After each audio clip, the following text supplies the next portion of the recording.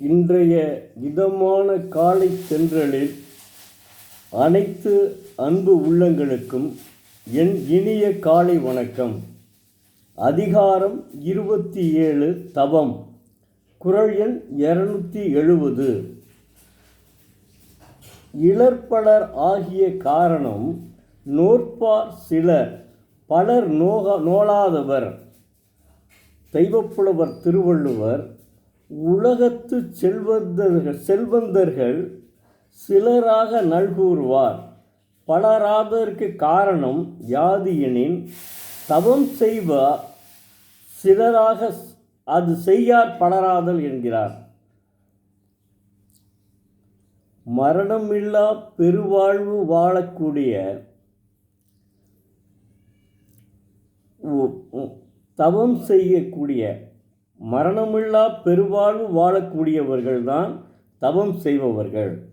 அவர்கள் சிலராக இருப்பதற்கு காரணம் சிலர்தான் தவம் செய்கிறார்கள், பலர் தவம் செய்வதே கிடையாது. அதனால்தான் ஏழைகளாக இருக்கிறார்கள்.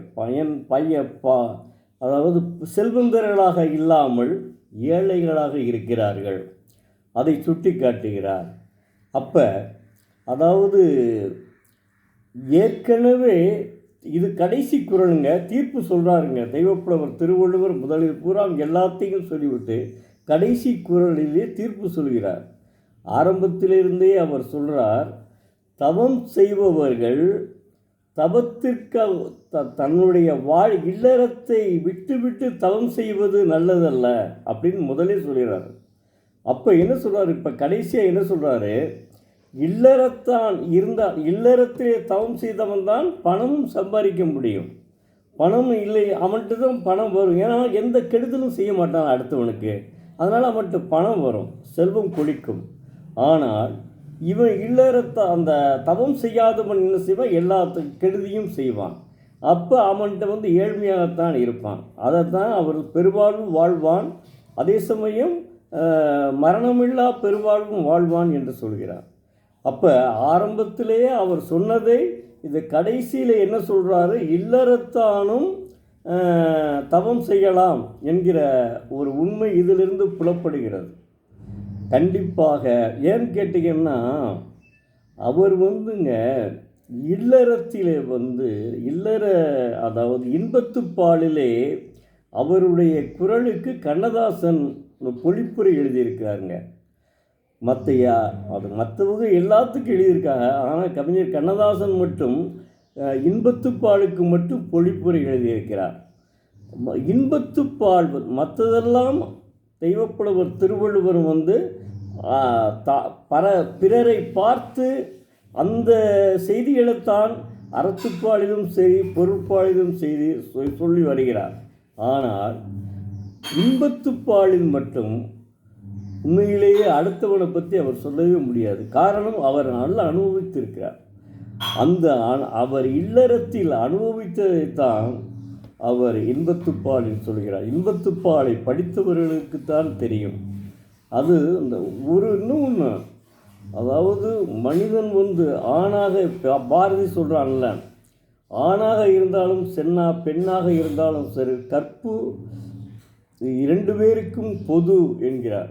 அப்படி இருந்தால் தான் அது அந்த குறளில் இன்பத்துப்பாலில் ஒரு குறளை மட்டும் அவர் சொல்கிறார். அதிலிருந்தே தெரிஞ்சுக்கலாம். மலரினும் மெல்லிது காமம் அதனை செவ்வி தலைப்படுபவர் சிலரே.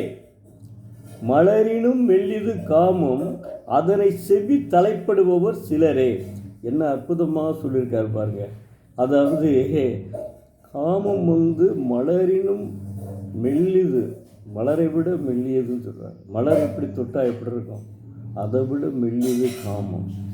அதனை செவ்வி தலைப்படுவோர் எல்லாரும் அதனை நிறைவேற்ற முடியாதுங்க.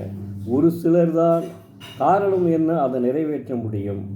ஏன்னா ஒரு ஆணும் பெண்ணும் இருவருமே கற்புடையவராக இருந்து அந்த திருமண நாளுடைய முதல் உறவு இருக்குவதிலா அது எப்படி இருக்கும் தெரியுமா, அது மறக்க முடியாது. அது அவரவர்களுடைய உள்ளத்தை பொறுத்தது. அந்த உண்மையிலே ஒரு மனிதன் இருவருமே அல்லது இருவருமே கற்புடையவராக இருந்தால் அதனுடைய மலரினும் மெல்லிது காமம் அதனை செவி தலைப்படும் ஒரு சிலரே.